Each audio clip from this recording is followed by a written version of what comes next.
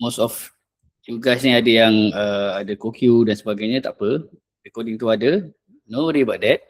So hopefully you guys semua dapat dengar. Right now I'm as hosting tu sudah ada, saya disable few things lah. You guys tak, macam mic tu saya disable kejap. Tapi for the chatting section tu you guys boleh chat kat situ.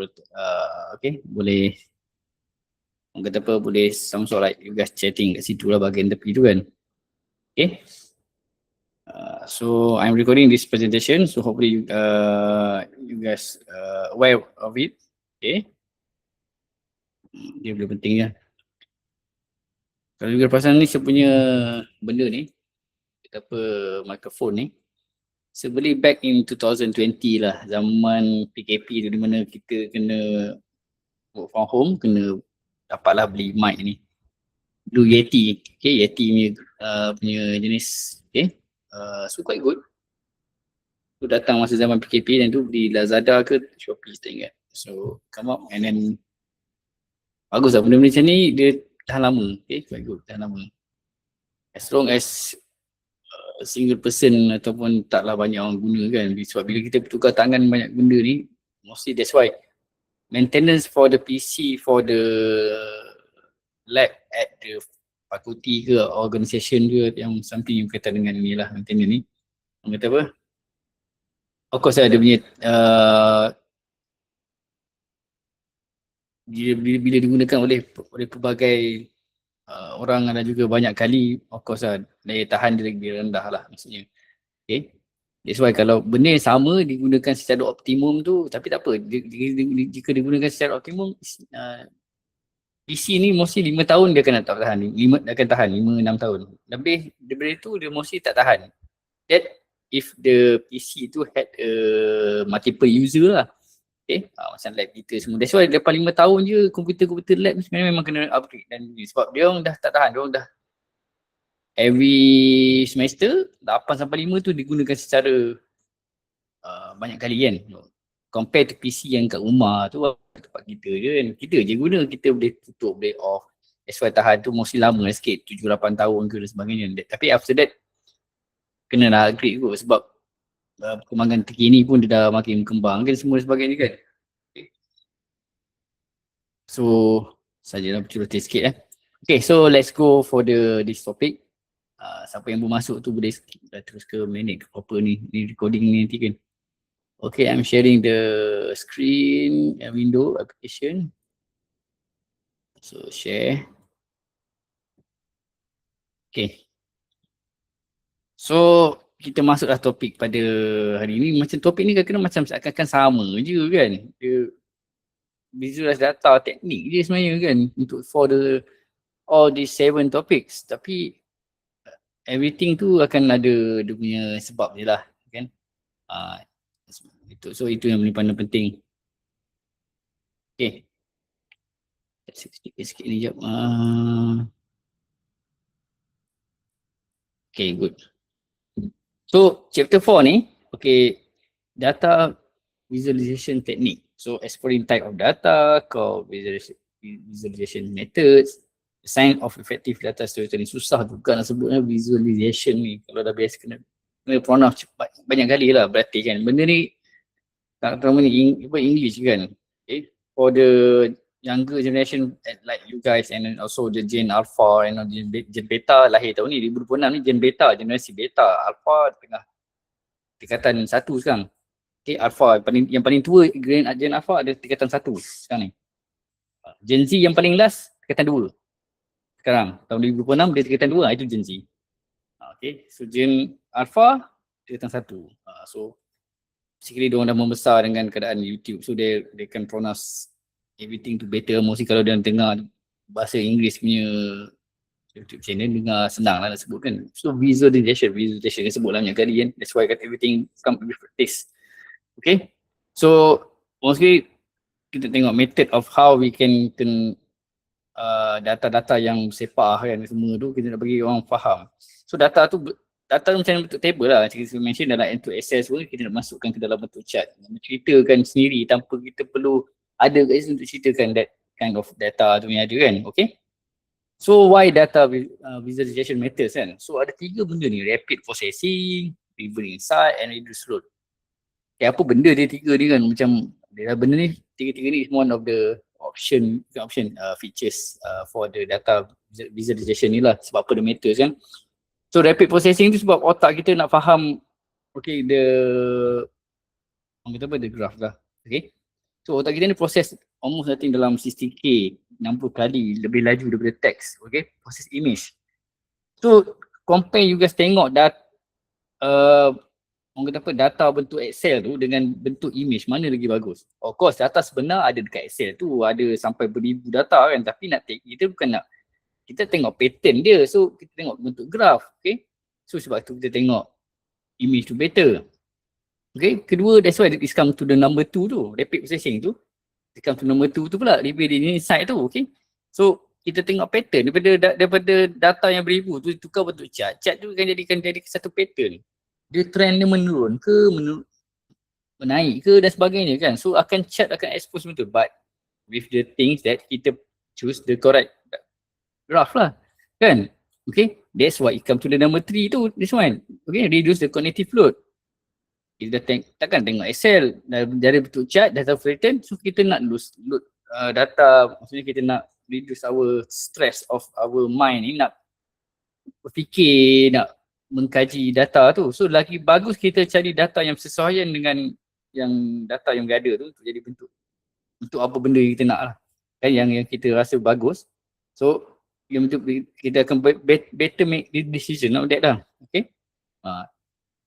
Tapi kenapa tak boleh ke kalau kita explain by verbal bagus? Okay, dia macam pattern orang lah. You guys nak faham kan, orang ni ada orang mengantuk kalau kita explain by wording. Saya tak nafikan lah. Macam saya pun kalau orang kat depan tu, saya belajar zaman dulu, selalu lecture cakap pun ngantuk juga kan. Okay. Tapi kalau macam image bergerak, video semua tu, itu lagi bagus lah. Tambah kalau bentuk teks ni, saya pun bosan. So, I'm aware of that. So, saya dah masuk macam I'm dah tahu dah. So I'm a student kalau nak kata zaman saya dulu macam pensyarah zaman dulu. Zaman saya belajar, pensyarah zaman tu tak ada lagi YouTube semua. So sekarang saya dah masuk lapisan kedua pensyarah level tahun 2026 kan, compare to back in 20 years ago, masa belajar 20 tahun dah lepas. Okay. Time tu pakai OHP. OHP pun dah buruk dah, bosan kita tengok kan, tapi terpaksa kita belajar time tu kan. Mana ada gaming subjek ni susah nak belajar time tu. YouTube tak ada. YouTube ada tapi awal-awal sangat. Sekitar tahun 2003, 2004 YouTube baru dikenalkan kot. Kan? Itu pun tak pakai Facebook lagi, pakai Friendster zaman tu, MySpace. Tapi MySpace tak buat account sangat sebab kat Friendster. Friendster dah dijual kat orang lain lah, tak ada benda dah. Okay? So that's why benda tu orang kata apa, kita move towards orang kata apa, visualize it better lah. Dulu belajar style OHP, tulis kat situ, whiteboard. Sekarang kita pergi ke arah visualize guna animation dan sebagainya kan. Ada AI lagi untuk tolong buatkan kalau tak reti. Memang pakai prompting dia generate. Okay, pakai Gemini punya Nano Bandana tu ke, pakai Flow AI kan. Okay. So sebenarnya kita tengok balik. Okay. So next. So what is data visualization? So ia adalah kita present data guna chart, graph, map and diagram. Ni mesti basically saya dah explain lah kan. Tapi keyword yang penting sini, kamu tengok situ dia ada kat sini dekat ada dua sini tak. Ya kan. Compelling narrative. Graph tu boleh bercerita kat kita kan. Okay. So data visualization ni sama lah macam dekat kau tengok dekat TikTok, Instagram kan, ada video. Kalau kat Facebook tu saja kadang-kadang teks je. Tapi orang dah pergi ke teks kan, makan baca threads kan. Threads mostly teks kan. Ataupun X kan.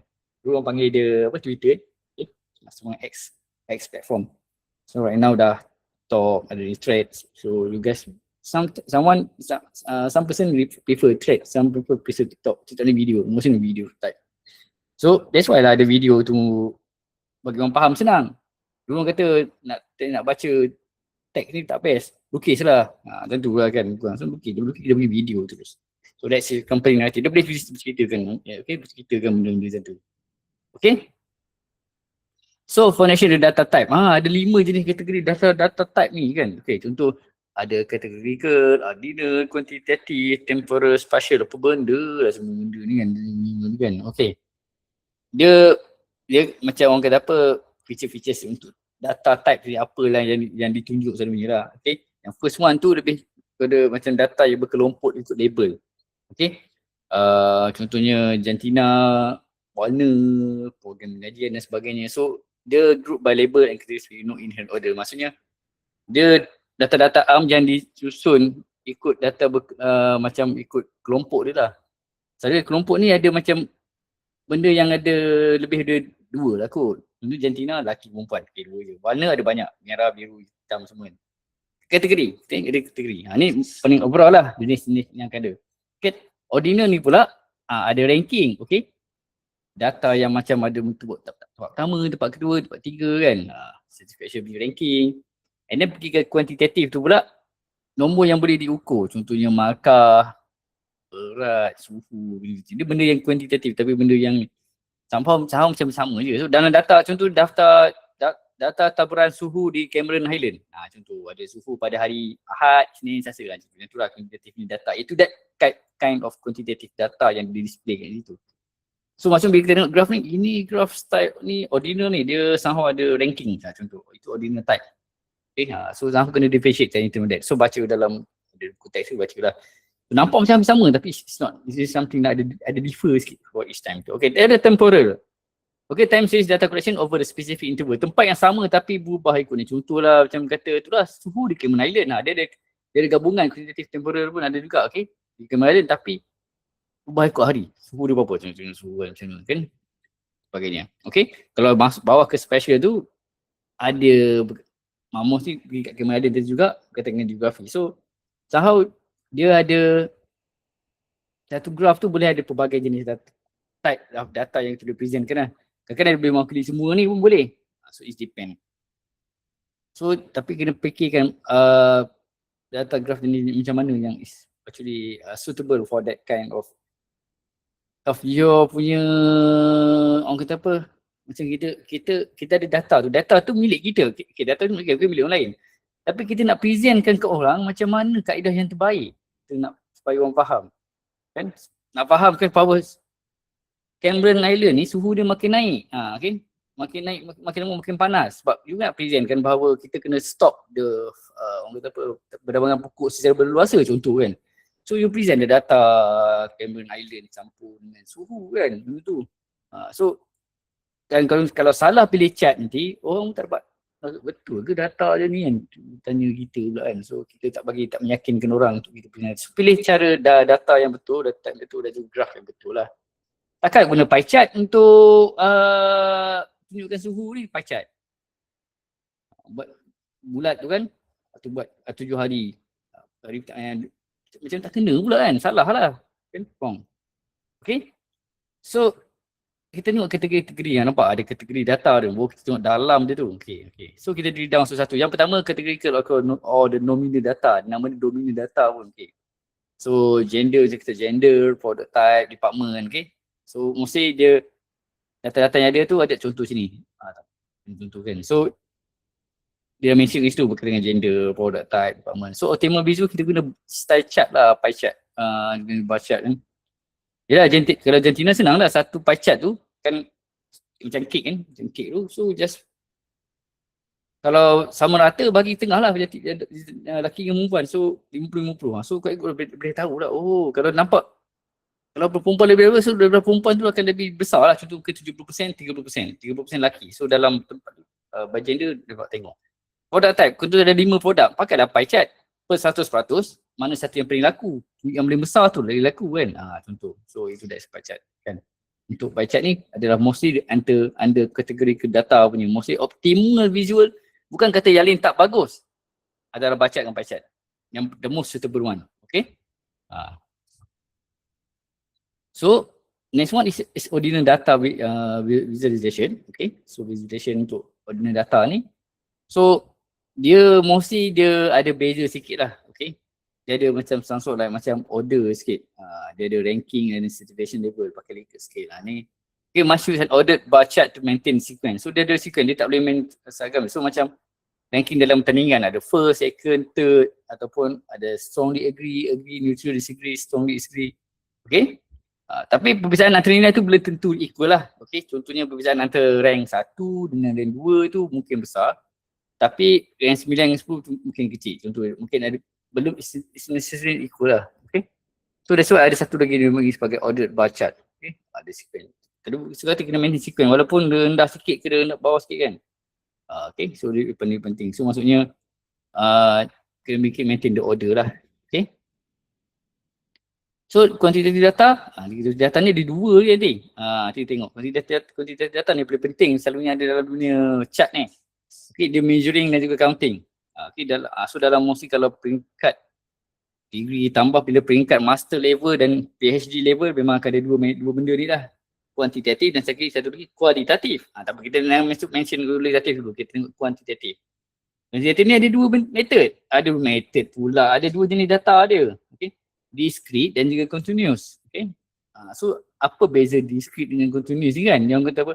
Maksud like macam apa yang penting untuk dua-dua ni kan? Okay. So tengok sini discrete data. So discrete data ni nilai yang boleh kita actually calculate lah. That consists of countable discrete value. Okay. Contohlah discrete data ni. Discrete ni dia macam dia satu benda discrete. Benda yang rigid. Okay, rigid. Nak kata rigid ni macam benda okay. Bilangan orang dalam kelas. Okay, bilangan kelas ada contoh 20 orang. Kita tak boleh kata ada 20.8 orang. Tak boleh. Takkan wujud. Orang memang tetap wujud dalam bentuk ada orang atau tak ada orang saja. Okay. So memang akan ada angka dia memang solid lah. Berapa orang dalam kelas? 40. Berapa orang dalam kelas? 31.2. Mana ada? Tak boleh. Tak boleh akan ada 31.2. Tak boleh ada macam tu. Tapi kalau kita refer percentage, percentage kita dah convertkan dia continuous. Okay, itulah yang kita tengok. Jangan nanti confuse. Okay, so bila pergi kat continuous pula, okay, tapi kita kata best visual for this data tu baca dengan dot plot.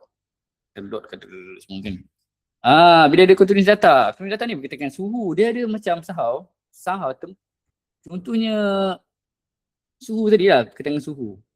Ada perpuluhan 30 suhu di Cameron 18.27. Kemudian akan dot 18.15. Naik walaupun turun 0.1 lebih. Itu dia continuous. Dia sama benda yang sama tapi dia boleh berubah. Orang tak boleh. Orang satu orang atau 0 orang je. Tak boleh. So itu yang discrete. Kalau continuous dia macam dia boleh berubah. Pokok. Ini atau ketinggian orang. Ketinggian orang boleh berubah. Melainkan bila kita dah sampai satu peringkat, ketinggian dah berubah. Tapi sebenarnya berubah ke? Dia berubah lah juga. Kadang-kadang tulang kita makin kita tua. Tulang dia akan menecut sebenarnya. Tulang juga. So somehow dia akan bila tua tu, kita akan makin rendah. Tapi bukan rendah terus tiba-tiba daripada 180 jadi 160. Bukan. Dia sebenarnya tulang tu membungkuk lah apa semua sebagainya. So ketinggian tu tak ada ubah dah. Ketinggian tu dia macam continuous tapi dia still memang continuous pun ketinggian tu tapi orang still seorang lah, dia hidup seorang lah, satu orang tak hidup, kosong lah kan. So continuous tu dia yang boleh berubah. So dia pakai line chart dengan Instagram. Boleh ke pakai bar chart? Tak sesuai lah, dia boleh tapi tak sesuai. Ikut kadang-kadang ada benda sesuai tapi dia yang paling tepat. That's why dalam something like this, dia which one is the most tepat. Kalau you guys boleh justify tu, okay, you nak kata dia satu discrete data, justify. Okay. So let the thing be difference lah between discrete and juga continuous. Okay. And then kita pergi ke temporal, okay, time series data. Ini jenis data keempat lah, dipanggil time series data. Okay. Contohnya temporal data show trends and change over time. Okay, dia macam suhu juga over time semua kan. Tapi dia jenis time continuous lah juga. Tapi dia ada mostly temporary, ada masa. So kita fikir masa lah sikit kan, mostly masa. Contoh paling relatable lah. Okay. Contohnya ada follower kita kan daripada Januari sampai Disember, ada naik ada turun, itu time series. Okay. Contoh lain harga minyak akan naik lagi kan, tahu kan. Okay. Naik ke turun, tu time series. Okay. Sama, ni berkaitan dengan time series. Okay. Dia fix pada time series, dia ada special sikit. Tapi macam continuous je sebenarnya, sama je. Tapi dia nak buat macam something berkaitan dengan time ni lain sikit. Okay. Standard visual dia. Okay, line and array chart. Kalau kita tengok tadi yang atas ni, sebut nama line chart. Sama je kan? Kan, so mostly benda dia sama je tapi dia setkan benda lah. Macam kita bila kamu main TikTok, main Instagram, sama je. Boleh tak postkan video, postkan gambar juga. Senting kan benda tu. Kan. Tapi dia nak masing-masing sendiri kan. Okay, kita tak apa, kita layankan semua ni. So benda tu ada temporal data. Ni mostly for time lah. Okay. Satu lagi spatial. Spatial ni best sikit sebab bila graph dia bukan bentuk graph yang something. Dia pakai something like population graph sikit ataupun panggil choropleth graph maps. Okay. Dia panggil benda tu. So nampak, okay. So it's best visual pakai choropleth maps ni untuk kita letak pakai color coded. Mesti kena pakai software untuk benda ni, untuk buat macam ni. Okay. Kamu tak boleh nak petakan pakai Excel, tak boleh. Ni ada dia punya software dia untuk buat. Okay. So contoh peta-peta kawasan banjir, so dia akan update live tracking. Sekarang dah ada live data kan, dah real time tracking data. Itu spatial visualization. Okay. Ada banyak lagi method dan sebagainya. Okay. So kita dah cover lah semua yang okay. Data ada 5 tu kan.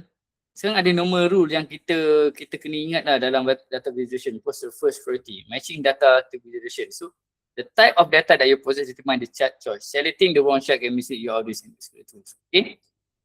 So jenis data kita is depend on the chart yang kita sendiri yang nak pilih. Okay. Last kali yang paling penting. The first choice of your graph ni atau chart ni adalah depend on the data yang you ada and then how you going to present it. Okay. Yang macam dia tengok ada 5 type tadi semua. Sebenarnya yang penting adalah apa the best one data yang you sesuai. Okay. Adakah yang di-setkan macam ni yang kita follow direction ataupun you rasa tak, aku rasa mesti pakai data this kind of graph ni lagi sangat bagus. Justify ke sebab apa? Sebabnya mungkin dia meyakinkan orang pakai data macam ni. Ataupun dia tak boleh pakai dia nak mention perkataan tadi penurunan pokok di Cameron Island bagi nanti dipanas kan. Tiba-tiba you rasa nak pakai histogram.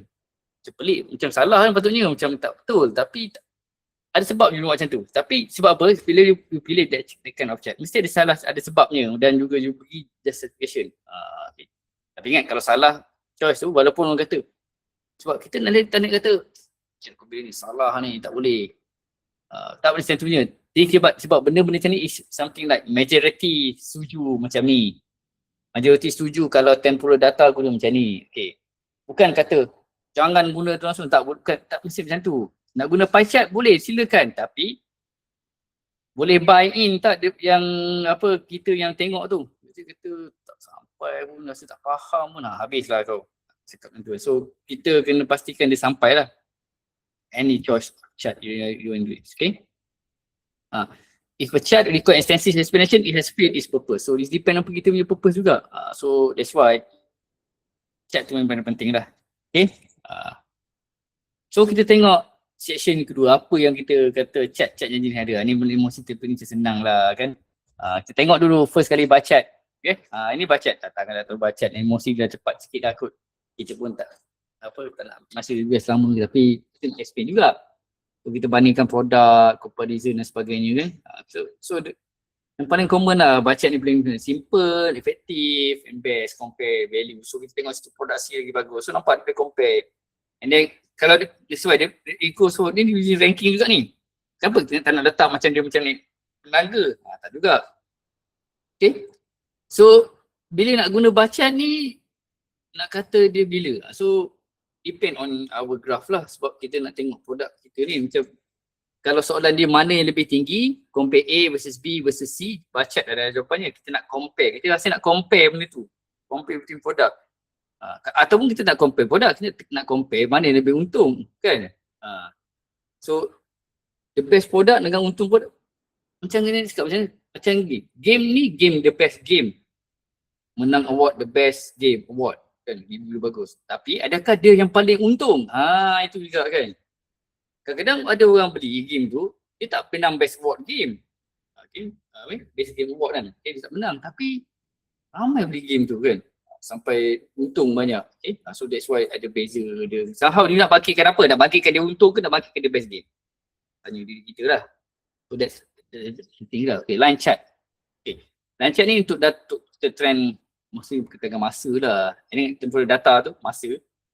Okay, temporal masa. Dia ada idea lah untuk tunjuk trend naik turun dan sebagainya kan. So ada audience boleh predict some future punya event dan sebagainya ketika period that's okay. So that's the important thing lah. Okay. So the one is pie chart. Okay. Ramai yang suka guna pie chart. Asyik guna pie chart macam juga ini berlaku dekat orang kata apa bila kat final year project lah, terutama dekat yang buat berkaitan dengan questionnaire dah kena tunjuk macam ni kan. Tak semestinya kita guna nak macam ni kan pie chart ni, sebab kena tengok adakah berkaitan dengan jantina tu guna pie chart bagus. Tak semestinya, it depend. Okay. So pie chart ni guna kalau dia bukan sangat sikit, dia sikit je kita beza, jangan banyak. Okay. Contohnya kategori ada dalam maraton, berapa orang yang masuk maraton, berapa banyak yang masuk half maraton, berapa banyak yang masuk 10 km, berapa banyak yang masuk 5 km. Itu boleh guna. Boleh tak guna bacat? Boleh je guna bacat untuk kategori maraton, larian maraton. Sebab saya suka masuk maraton, tengok ada larian. Okay, masuk. Tapi sana saya kurangkan sikit. So masuk, boleh dia guna bacat, tapi you rasa mana yang lagi bagus nak tunjuk? Rasa better tunjuk macam pie chart kan, suka ikut better kan. So sebab kalau kategori manakala kita banyak sangat baru kita pergi ke bar tu kan. Okay. It depend lah nak tengok macam mana. Okay. Okay, next one Instagram. Instagram ni okay. Dia macam bar chart tapi dia is bezel fundamental. So Instagram ni tunjuk pada distribution. Tapi you guys boleh share banyak Instagram. Dia macam bar chart juga. Okay. Tapi dia tunjuk distribution dia. Okay. So data tu dikelompokkan bentuk ada range dia and represent frequency. Okay. Contoh korang tengok distribution market exam, berapa ramai dapat 0 hingga 10, 11 hingga 20, 1 hingga 30, dia ada range.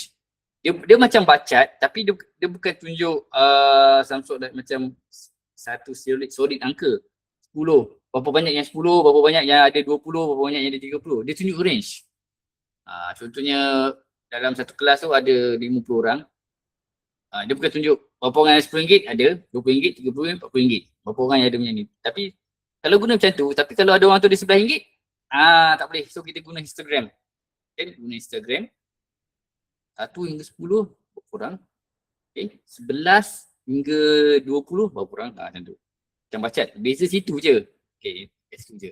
Okay, supaya dia tengok distribution dia. Okay, ini penting.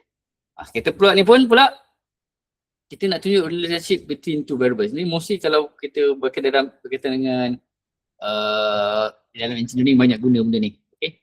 So setiap titik dalam scatter plot tu represent satu data point lah, nilai X, nilai Y, sebab dia ada X, Y. Dia memang main dua-dua nilai. Okay. So contohnya kita tu plot the study hours per exam score. Adakah lagi banyak study tu akan naikkan exam?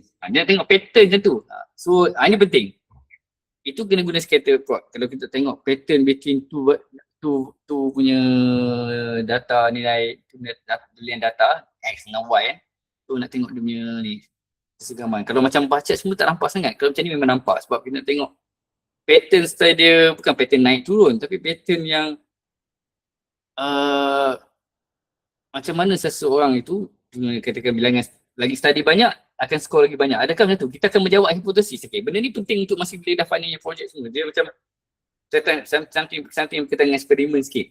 So benda ni memang untuk scatter plot ni memang gunanya fokusnya kepada mostly data yang kritikal sikit lah. Okay. Data science, dia data science tu. I think data science kan. Okay. So common chart mistake ni asalnya common lah. Saya macam mention ni back in previous class saya kata kan gunakan scale yang lain scale yang macam lompat ke kosong terus lompat ke 30 ke kan. Letak some 3D effect. Okay, sekarang ada suka letak dia benda tu 3D effect. Dalam Microsoft Word tu kadang-kadang ada 3D effect di graph kan. Tapi sebenarnya tak bagus pun. Guna data 2D studi. Data 3D ni bagus ke? Nak kata data 3D pun tak. Data 3D ni bagus kalau better kita macam orang kata apa. Sebenarnya tak better kita make it the chart and graph ni in as 2D as possible lah. 3D ni sesuai untuk animation atau simulation je benda ni kita nak visualize kan. Kita tak perlu nak tunjuk data tu 3D ni sangat. Mana kan kita plot ni ada yang pasti Z tau. Ada 3D. Ada yang 3D punya. Itu boleh. Okay. Itu sesuai untuk tunjuk 3D. Nak tunjuk correlation between 3 variable. Apakah dari segi exam study bila dia banyak orang kata study, banyak jam study, adakah exam score tu naik, dan juga Pearl juga dengan contohnya dia punya pengaruh rakan sebaya. Lagi banyak kawan lagi ni. Mana? Apakah hubungan antara 3 jenis benda ni? Itu for 3D, scatter plot yang 3D bagus. Okay. So janganlah guna untuk pie chart. Pie chart tu memang maintain 2D je, tak perlu nak sampai 3D kan. So tapi depend lah. Tapi memang majoriti setuju lah benda 3D. Sebab bahkan dalam buku teks ada sebut, baca buku teks tu. Yang kita bagi link tu kan. Kalau dapat PDF mereka dapat cari kan. It's not recommended for the 3D stuff for the pie chart ni sebenarnya. Dan juga some ada graph lah. Scatter plot, okay. Tapi that depend on the experiment itself. Okay. Okay, next. Okay, tadi kita tengok dah chart semua kan. So kita pergi ke sekarang infografik pula. Infografik ni dia bukan chart pun. Dia bukan sebuah benda yang orang kata apa, menunjukkan, dia tak nak kata masuk kategori differentiate data tu, bukan. Dia somehow dia nak convert text based punya ataupun information, macam ni you guys nak sampaikan, okay ada ni ada pesta carnival something. Lepas tu ada kita kerja dah panjang 3-4 page, tapi you guys nak setkan, shortkan dia menjadi satu image. Ni dalam benda infografik ni, kalau dalam jabatan saya ni, Berti Media ni, media interaktif ni memang ini memang penting dah. Kita ambil ACI, nanti you guys ambil ACI, sending dah send lepas, kita tak perlu. Nanti you guys kena ambil ACI juga kan. Saya tak ingat you guys kena ambil bila, tak apa tengoklah pengen book tu bila you guys ambil ACI tahun ni ke, tahun lepas ke, send depan ke kan. So ada ACI, dia ada cara dia nak sampaikan, ada benda penting, ada benda tak penting. Jangan crowded, yang penting jangan crowded sangat, okay? So infografik ni bukan sekadar chat cantik, tapi thanks to the prompting dekat ChatGPT kan, ada Gemini lagi, put data tu dah boleh senang cerita betul lah, memang hidup kan. Terus, tapi juga kena belajar juga, seperti juga belajar, bila kita put kita ambil duit AI tu, kita belajar dan sebagainya kan. Okay, so type of infografik ni kita tengok belajar jugalah kan, ada statistika, ada timeline, ada proses, ada geografi, okay. So statistika ni macam juga nak setkan contohnya berkaitan dengan sakit diabetes. So letak 10 facts about diabetes. Makan gula banyak ke apa ke tak semua. Dan letak gambar sikit. Okay, tu kan. Timeline nak tunjuk sejarah. Letaklah graf tu daripada ujung bawah ni yang masa zaman batu ada ke zaman moden, contoh sejarah yang tinggal kan. Tunjuk proses kan, step. Okay, itu mesti teknologi lah. Okay, geographic. Okay, contoh tourism spot kat Melaka ni apa, letak apa sini, buat macam bentuk map. Melaka daripada air keruh sampai ke Melaka. Sini, jarak lagi tak buat geographic. Okay. Kalau you guys kena buat pakai Illustrator ni susah kan, atau pakai gambar ni susah kan. Tapi you guys pergi ke ChatGPT, generate a map, infographic of best place to visit in Melaka, that show also the distance between blah blah blah. So dia generate. Sekali generate tak betul lah kan, mungkin dia generate tu betul, tapi ada benda yang ni, tapi edit, dia dah generate tu. Kamu boleh ambil, dia cuba pakai gambar, timbul lah balik macam mana dia buat ni. Buat saya tak betul kan. Ataupun pakai gambar pun dah boleh buat kan. Okay. Ataupun prompting je sampai dia dapat betul kan, senang penting. Tapi tak payah saya nak guna Illustrator kan tu, ataupun any infografik punya tu macam infografik guna gambar je lah kan. Gambar senang. Sebab tu gambar ni kena integrate dengan AI. Dulu masa sebelum AI wujud, gambar ni memang source ni. Gambar pun terpaksa bahasa dengan AI sebab orang tak guna ni bentuk dia image. Dulu orang ambil gambar letak selamat hari raya kan, ada banyak template kan letak. Sekarang ni sampai raya ni kau letak kat ChatGPT dia jadi siap lah. Gambar pun terus tercabar juga kan, tapi gambar still relevan untuk buat slide dan sebagainya. Nak bagi AI buat slide boleh, tapi kadang-kadang tak boleh nak edit. So gambar ni dah integrate dengan AI, dia dah boleh. Tambah kalau boleh berbayar, boleh lah kan. Okay, so good infographic design ni kita tengok boleh. Okay, good infographic design, display message, visual hierarchy and then consistency. So mesti benda ni yang penting. Of course lah, infografik kena ada benda macam ni lah kan. So claim letak, jangan letak terlalu broader. Kadang-kadang kita tengok banting atau poster kat luar tu letak dia macam you guys nak bangkitkan benda apa. Contohnya kalau you guys nak bangkitkan berkaitan dengan ada something event berkaitan dengan hari raya kan. Selalu orang tengok yang tengah drive ni nak tengok bila dan lokasi je kat mana. Jangan letak apa benda yang ada sangat. Contoh kan, kalau kita letak semua sampai tentatif, kita pun letak kat situ kan. Okay lah, tak ni juga. Melainkan juga sebab banting yang banyak, macam 3 jenis banting, depan tunjuk location, belakang tunjuk apa yang ada. Selang 3 tiang buat 3 tiang. So orang akan baca satu tiang, ni macam ni. Kata tak? Kalau tidak buat satu je lah, tapi membazir lah kan. Kena buat 3 banting yang berbeza, nak tempah satu tu ada 3 pula. Kosong pula. Ada bit juga situ lah. Tambah font yang bagus kan. Tulisan bagus guna, ada yang guna Arial. Orang tak guna Times Code. Times Roman, melainkan tu. Tesis satu report banyak guna Times kan.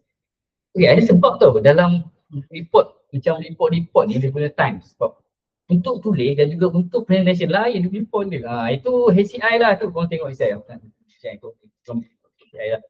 Okay, sini je. Okay. So, full infographic design. Heavy with tag, dah cakap tadi, low contrast color boleh tak betul. Belum, tak ada, tak mana pergi kan. So, kita selera. Maksudnya bila orang tengok poster tu, orang tengok kat mana, atas ke, bawah ke. Kadang-kadang dia tengok kita naik kereta, tengok dia kena tengah semua tengok dulu. Jaman raya memang ada. Dia atas tu, tak boleh mention sebab kadang-kadang ni musim raya tahu ni jaman raya. Tengok ada tarikh durasi. Semua dia jemput adik. Boleh lah, pergi jemput adik, itu je. Nak tengok tu je. Sebab kadang-kadang orang fikir dah jaman raya ni ada macam-macam makan, tak payah kat situ. Makan yang ada, sate, mi goreng. Itu nak letak ke kat banting? Macam tak perlu je sebabnya tahu lah jaman raya mesti ada benda, ada makanan lah maksudnya. Kan tak mesti ada makan sate tu semua kan. Dia dah pergi banyak sangat jaman raya ni akan ada lebih lah. Okay. Sekarang pun masih mood raya kan. Okay, apa beza dua-dua ni? Dua-dua ni kata dua-dua two different things lah. Okay. Satu chat ni untuk lebih pada data analysis, untuk eksperimen sebagai infografi dan storytelling dan juga marketing. Dua benda ni berbeza. Dua-dua ni digunakan bersama dan coexist bersama. Okay. Okay, memang jiran berjiran, diorang ni memang bukan yang kata tak nak guna chat, tak nak guna infografi, tak ada. Ni benda berbeza dua benda ni. Okay. Dua-dua kena ada. Okay. So both things ni mesti ada.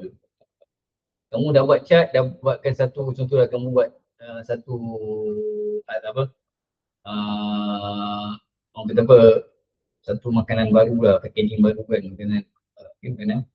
So kamu ada chart untuk tunjukkan apa zat dia, apa lagi bagus apa semua kan.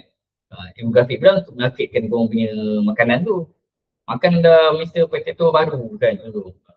So tunjuklah infografik apa yang bagus. Tapi apa yang catnya ada, catnya tu mungkin dari segi ramuan dia dah kurang 30% gula, tapi rasa tetap maintain lah, contoh kan. Ini itu untuk dalaman, cat infografik untuk post. Infografik ni kat luar marketing, so dia sesuai lain. Sebab satu untuk academic business report je. Yang kau takkan pergi hantar chat kau kepada orang kat luar, pakcik kat luar, pakcik tengok chat saya ni. Tengok ni, apa dia punya gula dia dah turun 20%, 20% ataupun lebih sodium dia macam ni. Kadang nak tahu budak-budak kan makan jajan kan. Kau nak tunjuk graf kau, tak payahlah kan. Kau tunjuk infografik. Sedap dimakan itu saja lah. Contoh itu je dengan gambar besar makanan kan. So dua-dua benda tu berbeza. So untuk satu untuk bos, satu untuk orang. Okay. So itu yang paling penting. Okay. So the summary first is always understand the data type before setting method. So data tu macam mana? Okay. Kita nak pilih apa, data yang kita ada tu jadi macam mana dan buat apa. Okay. Jangan terus mentam je, letak terus Instagram. Buat apa tu? So bagi choice sendiri, bagi sebab sendiri, sebab apa kan. Okay, strategic choice must match the visualization to the specific insight goal. Apa sebab ni kita nak mention tu. Okay, design integrity, buat misleading design and focus on clarity. Yang ada benda-benda yang kita kena mention. Kita etika yang digunakan untuk kita nak buat graf lah. Okay, so that's thing supaya kita nak, bukan saja kita nak pasal infografik tu cantik ke, chat tu cantik ke, dah semua kita boleh verify dia kan. So the key takeaway apa yang kita boleh menggambar keseluruhan ini lah kan. Visualization is not the decoration. Okay. Although it is decoration pun juga kan, tapi it's not compulsory decoration lah. Design must support understanding. accuracy or very specificity. So ini in term of graph lah maksudnya kan, bukan ataupun chart. So data yang accurate, graph yang accurate, infographic yang accurate is most important thing lah. Kadang-kadang nampak tak cantik tapi kita follow dia punya guideline tu, sikit teks semua tapi tak cantik sangat. Tapi as long as dia accurate pun dah quite good. Nombor dia tak cantik lah kan, itu tak salah. As long as faham. Tapi kalau cantik ni bonus lah. Kalau kita tak design kan. Paling kuat pun you guys dah buat cantik tu semua kan.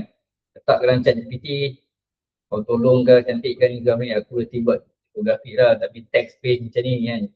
Buat sekali keluar aku cantik. Kan, lagi sama dengan AI, bagus lah.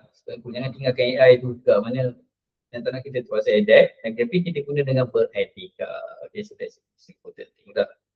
Okay, and then, dah habis. So, human sources yang apa yang kita tengok itulah. Okay. So, as a conclusionnya, orang kata apa, ni kita stop